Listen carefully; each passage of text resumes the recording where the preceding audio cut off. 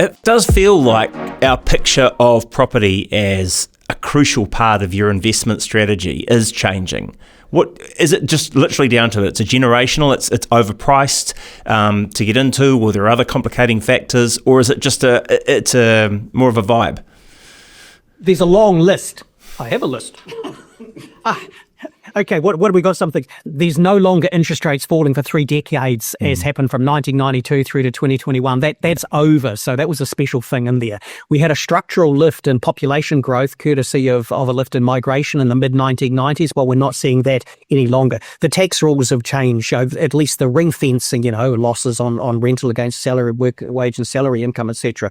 Legislation more in favour of the tenants are going out there. Greater supply coming forward as well because of changes in land use rules, etc., land zoning. It's all very different in that regard. We've got debt to income ratio rules applied now by the Reserve Bank for the banks to impose. So that makes a change out there.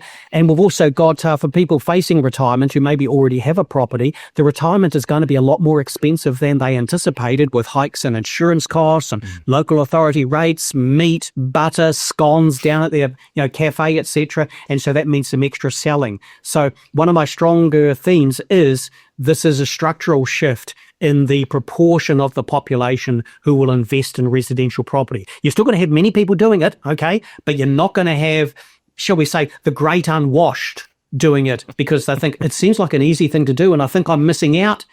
That's gone.